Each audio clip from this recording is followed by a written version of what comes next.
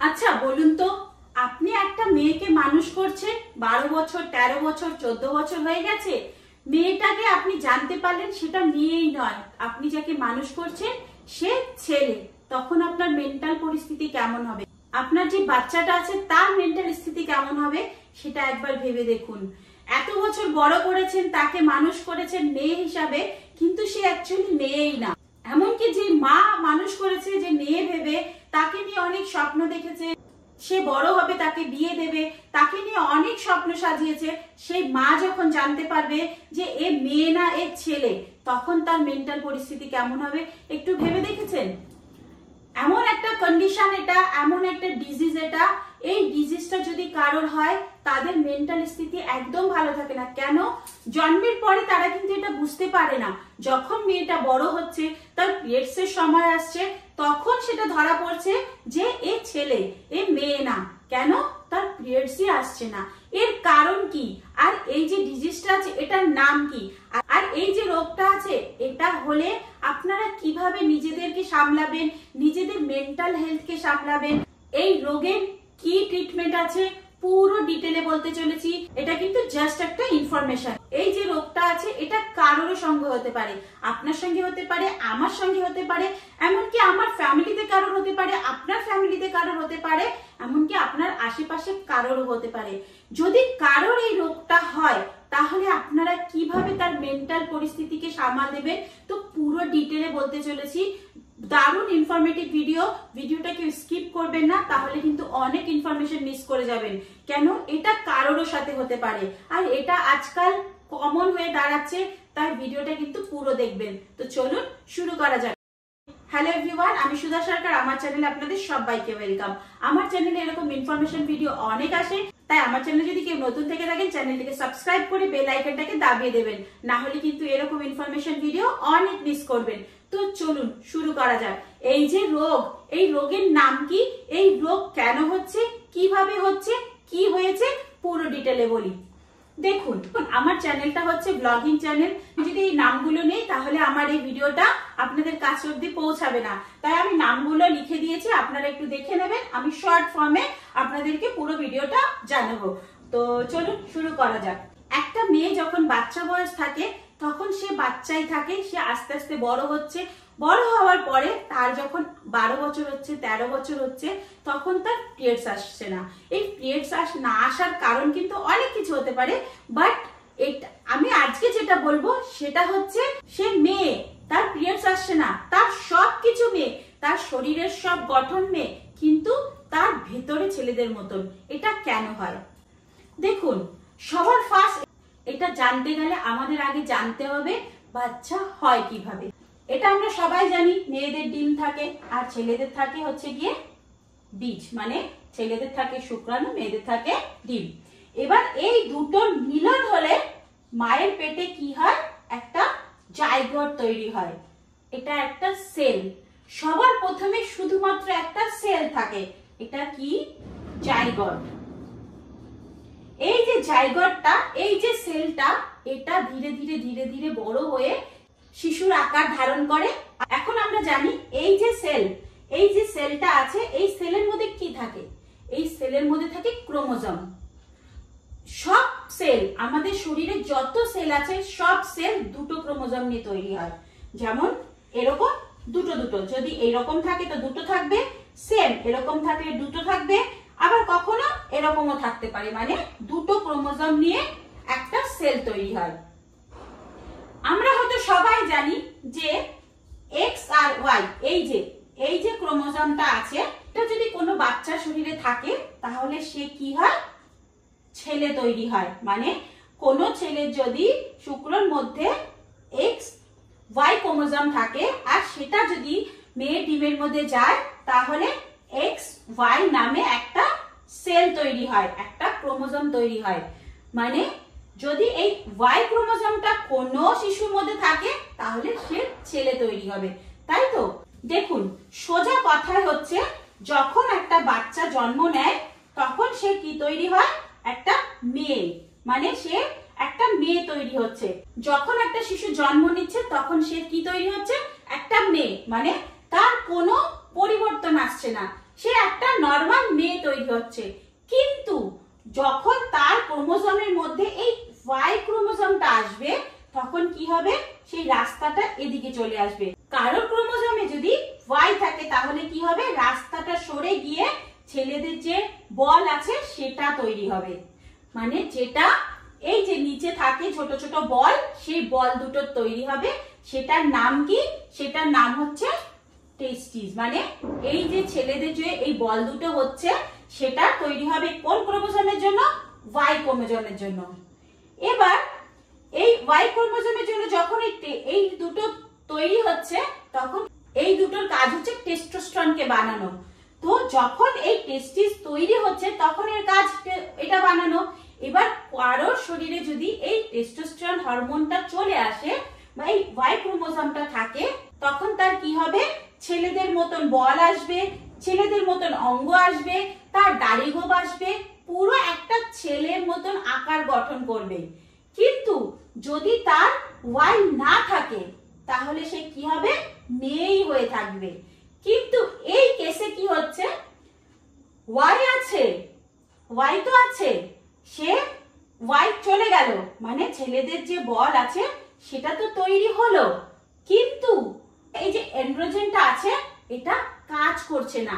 যখনই এটা কাজ করছে না তখন ছেলেদের যে অঙ্গ আছে সেটা বানাতে পারছে না। তখন কি হয়, মেয়েদের যে এই যে মেয়েদের যে ক্রোমোজোমটা আছে এ বেশি অ্যাক্টিভ হয়ে যায়। অ্যাক্টিভ হয়ে যাওয়ার কারণে সে কি করে, মেয়েদের যে ভি আছে সেটার আকার ধারণ করে। মানে বাইরের অংশটা মেয়েদের ভি এর মতন আছে, কিন্তু তার শরীরের মধ্যে কোনো ইউট্রিয়াস থাকবে না, কোনো ডিম থাকবে না, কিচ্ছু থাকবে না। কিন্তু যেহেতু তার ওয়াই ক্রোমোজোম আছে তার কিন্তু দুটো বল থাকবে। সেই বল দুটো কোথায় থাকে, পেটের মধ্যে থাকে। যেহেতু তার বল দুটো থাকে, সে কি, যদি কোনো শিশুর এই ওয়াই ক্রোমোজোম থাকে, একদম মোদ্দা কথা, একদম সরল ভাষায়, যদি কোনো শিশুর কোষের মধ্যে ওয়াই ক্রোমোজোমটা থাকে, জাইগোটের মধ্যে যদি ওয়াই ক্রোমোজোমটা থাকে তাহলে শিশুর দুটো বল তৈরি হবে। সেই বল কি করবে, টেস্টোস্টেরন না হলে এন্ড্রোজেনকে তৈরি করবে। এই দুটো জিনিস একই, একটু আলাদা আলাদা, বাট এই হরমোনটা তৈরি করবে। এটা তৈরি করলেই সে কি হবে, ছেলেদের মতন আকার গঠন করবে। কিন্তু এই কেসে কি হচ্ছে, তার এটা নেই, তার যে মেয়েদের ইউট্রাসটা আছে সেটা নেই। যদি কারোর শরীরে ওয়াইটা চলে আসে তাহলে সে ছেলে আকার ধারণ করবে। প্রথমে কি হয়, সবাই মেয়ে থাকে, যখন ওয়াই ক্রোমোজোমটা থাকে তখন কি করে, ওয়াই টেস্টিসকে বানায়। টেস্টিসকে যখন বানায় তখন টেস্টিসটা নিচে না হয়ে এই পেটের মধ্যে হয়ে যায়। যেহেতু টেস্টিসে টেস্টোস্টেরন হরমোনটা আছে সেটা অ্যাক্টিভ না। দেখুন, ছেলেদের অ্যাক্টিভ হরমোন হচ্ছে টেস্টোস্টেরন। যদি এটাই অ্যাক্টিভ না থাকে, এটার মধ্যে যদি কোনো কমি থাকে তাহলে সে কি হবে, ছেলের আকার ধারণ করবে না। এবার ছেলের আকার যেহেতু ধারণ করছে না তখন কি হবে, এক্স ক্রোমোজোম বেড়ে যাবে, এক্স ক্রোমোজোম অ্যাক্টিভ হয়ে যাবে। যখন এক্স ক্রোমোজোম অ্যাক্টিভ হয়ে যাবে তখন তার ভি কি হবে, মেয়েদের মতন কিছুটা অংশ হবে, কিন্তু ভেতরে প্রপার মেয়েদের মতন থাকবে না। এবার যেহেতু বাচ্চা বয়স, উপর থেকে দেখে বোঝা যাচ্ছে না ওর তো এরকম আছে, ভেতরে দেখা যাচ্ছে না, তাই সবাই ভাবে সে মেয়ে। এখন কথা হচ্ছে, মেয়ের নাই ভি দেখে বুঝলো, কিন্তু মেয়ের উপরেরটা কি করে বড় হবে, এর যে ভি আছে সেটা কি করে বড় হলো সেটাও বলে দিই। এই যে টেস্টিস আছে, এই টেস্টিস দুটো কাজ কম করছে, মানে সে এত অ্যাক্টিভ না। কিন্তু সে যখন টেস্টিস হয়েছে তখন তো তার কাজ সে করবেই, সে হরমোন তো রেডি করবেই, তাই তো, সে টেস্টোস্টেরন হরমোন রেডি করবে, এন্ড্রোজেন হরমোন রেডি করবে। তার হয়তো কাজটা সে প্রপার ভাবে করতে পারছে না, কেন, সে এত স্ট্রং না, সে এত অ্যাক্টিভ না, কিন্তু সে তার হরমোন তো রেডি করছে, তাই তো। সে যখন এই হরমোনটা রেডি করছে, সেই হরমোনটা কি হবে, সেটা তো বাইরে বেরোতে পারছে না, কেন, তার তো এইটা নেই, তার যে পি সেটা নেই, তাহলে কি করে বাইরে আসবে। এখন কত মুশকিলের ব্যাপার, মানে তার মেয়েদের মতন গঠন কিন্তু তার ইউট্রাস নেই, ওভারি নেই। আবার এদিকে ছেলেদের মতন বল আছে, বাট ছেলেদের মতন অঙ্গ নেই। কিন্তু তার উপরের অংশটা কি করে বড় হলো, তার যে বি আছে সেটা কি করে বড় হলো, এটাও তো একটা কথা, তাই তো? যদি মেয়েদের ওভারি না থাকে, মেয়েদের ইউট্রাস না থাকে, তাহলে ইস্ট্রোজেন হরমোন রেডি হবে না। মেয়েদের যে ওভারি আছে সে কি করে, সে ইস্ট্রোজেন হরমোন রেডি করে। আর ইস্ট্রোজেন হরমোনের কি কাজ, মেয়েদের বি কে বড় করা। এবার যেহেতু ইস্ট্রোজেন হরমোন রেডি হচ্ছে না, তাহলে কি করে এটা বড় হলো, এটা একটা কথা। যদি এটা বড় না হতো তাহলে তার গঠন দেখে কেউ বুঝতো না যে সে মেয়ে, তাই তো? যখন মেয়ে বোঝা যায় সেটা কি দেখে বোঝা যায়, তার ভি দেখে বোঝা যায়, তার বি দেখে বোঝা যায়। কিন্তু এই কেসে সব আছে, বাট তার মেয়েদের মতন কোনো হরমোন নেই। তাহলে এটা কোথা থেকে আসলো? এটা এই যে বলগুলো আছে, এই যে টেস্টোস্টেরনটা আছে সেটা তো তার রেডি হচ্ছে। যখন সে 12 বছর হয়ে যাচ্ছে সেটা রেডি হচ্ছে, কিন্তু সেটা বাইরে বেরোচ্ছে না। তখন সেটা কি হচ্ছে, সেটা জমে যাচ্ছে, মানে অনেকগুলো টি রেডি হয়ে যাচ্ছে, অনেকগুলো টেস্টোস্টেরন জমা হয়ে হয়ে সেটা কি হচ্ছে, ইস্ট্রোজেনে কনভার্ট হয়ে যাচ্ছে। এই ইস্ট্রোজেনে কনভার্ট হয়ে যাওয়ার কারণে তার যে বি আছে সেগুলো বড় বড় হয়ে যাচ্ছে। এটা একটা দারুণ বিষয়। ছেলেদের টেস্টোস্টেরন যদি জমা হতে থাকে, সেটা যদি বাইরে বেরোতে না পারে, জমে জমে জমে জমে সেটা কিন্তু ইস্ট্রোজেনে কনভার্ট হয়ে যায়। মানে সে রেডি তো করছে টেস্টোস্টেরন, বাট সেটা টেস্টোস্টেরন থাকছে না, এত পরিমাণে বেড়ে যাচ্ছে, সে ইস্ট্রোজেনে কনভার্ট করে দিচ্ছে। যে ইস্ট্রোজেনে কনভার্ট করে দিচ্ছে তখন তার উপরে গুলো বড় বড় হয়ে যাচ্ছে। এবার উপর থেকে সে দেখাচ্ছে মেয়ে, কেন? তার প্রপার ভি আছে, তার বি আছে, কিন্তু তার পিরিয়ডস হচ্ছে না, তার পেটের ভিতরে দুটো টেস্টিস আছে। এই যে কারণটা, এই যে এটা বুঝবেন কি করে, যখন আপনার মেয়ের 13 বছর হয়ে গেল, যখন আপনার মেয়ের 11 বছর হয়ে গেল, 12 বছর হয়ে গেল, সবকিছু ঠিকঠাক আছে, কিন্তু তার পিরিয়ডস হচ্ছে না, একবারও হয়নি বা হচ্ছেই না, তখন কিন্তু কোনো দিকে না তাকিয়ে কোনো একটা বড় গাইনোকোলজিস্টের কাছে নিয়ে যাবেন, না হলে কোনো একটা কোয়ালিফাইড ডক্টরের কাছে নিয়ে যাবেন, যে কিনা আপনাদের পুরো যে টেস্ট গুলো আছে সব করে দেখবে তার হরমোন গুলো কেমন আছে, তার কোন ক্রোমোসোম আছে, তার মধ্যে ছেলেদের টেস্টিস আছে কিনা, তার মধ্যে ওভারি প্রপার আছে কিনা, তার পিরিয়ডস কেন আসছে না, পুরোপুরি দেখবে। অনেক সময় কি হয়, মেয়েদের সবকিছু আছে, ওভারি আছে, সবকিছু আছে, কিন্তু তার যে পিরিয়ডস এর রাস্তাটা আছে সেটা খুলছে না। যদি না খোলে তার কিন্তু প্রত্যেক মাসে পিরিয়ডস হচ্ছে, বাট সেই ব্লাডটা বাইরে আসছে না। তখন কি হয়, তখন সেই ব্লাড গুলো জমা হয়ে যায়, জমা হয়ে পেটের মধ্যে জমে থাকে, তখন পেটের মধ্যে নীল কালার হয়ে যায়, লাল হয়ে যায়, এমনকি প্রচন্ড পরিমাণে পেটে ব্যথা করে। তো যদি এরকম কোনো সিমটম থাকে তাহলে তো বুঝেই যাবেন। যদি এরকম কোনো সিমটম না থাকে তাহলে তার এই যে অ্যান্ড্রোজেন ইনসেনসিটিভিটি সিনড্রোম এই রোগটা আছে।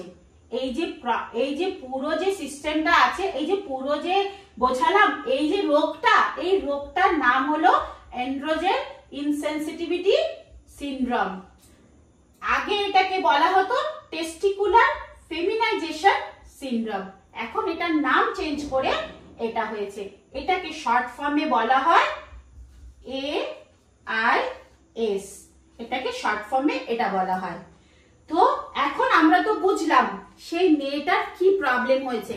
এখন একটা কথা ভাবুন তো, যদি কোনো মা বাবা 13 বছর বয়সে এসে দেখে তার মেয়ে না ছেলে, তার মেন্টাল স্থিতি কি থাকবে? নিশ্চয়ই তার মেন্টাল স্থিতি ভালো থাকবে না। যেই মেয়েটা ভাবছে যে আমি একটা মেয়ে, সে হঠাৎ করে যদি শোনে যে আমি ছেলে, তাহলে তার মেন্টাল স্থিতি কি হবে? সে নিশ্চয়ই মেনে নিতে পারবে না, তাই না? কেন? তার ইস্ট্রোজেন আছে, তার ব্রেস্ট আছে, তার ভি আছে, তার সব আছে, তার বিহেভিয়ার মেয়েদের মতন, কিন্তু সে মেয়ে না, যেহেতু তার এই টেস্টিস আছে, তার মধ্যে টেস্টোস্টেরন হরমোন রেডি হচ্ছে, বাট সেই হরমোনটা অ্যাক্টিভ না, কাজ করতে পারছে না। এই যে জিনিসটা আছে, এটা হলে খুব মুশকিলের ব্যাপার। কেন? জন্ম থেকে যদি আপনি জানেন আপনার ছেলে, কোনো প্রবলেম নেই। জন্ম থেকে যদি জানেন আপনার মেয়ে, কোনো প্রবলেম নেই। কিন্তু 12 বছর, 13 বছর, 14 বছর পরে গিয়ে যদি আপনি জানেন আপনার ছেলে ছেলে না মেয়ে, আপনার মেয়ে মেয়ে না ছেলে, তাহলে কি প্রবলেম দেখা দেয়। এখন একটা কথা হচ্ছে, এই যে রোগটা আছে AIS, এই রোগটা যদি কারোর হয় তাহলে মেন্টাল স্থিতিকে একদম খারাপ করতে হবে না। আপনারা কোনো কোয়ালিফাইড ডক্টরের কাছে যাবেন। ডক্টর কি করবে দেখুন, এই যে টেস্টিসটাকে বাদ দেওয়া যায় কিন্তু ওভারিকে বসানো যায় না। ওভারিকে তো বসাতে পারবে না যে তাকে আবার মেয়ে বানিয়ে দেবে, সেটা কিন্তু পারবে না। কিন্তু তার যে টেস্টিসটা আছে সেই দুটো কেটে বাদ দিয়ে দেবে। এই দুটো যদি বাদ দিয়ে দেয় তার মধ্যে টেস্টোস্টেরন হরমোন রেডি হবে না, সে ছেলেদের আকার ধারণ করবে না, সে ছেলেদের মতন থাকবে না, কিন্তু সে কিন্তু কোনোদিন মাও হতে পারবে না। সে মেয়ে থাকবে কিন্তু সে মা হতে পারবে না।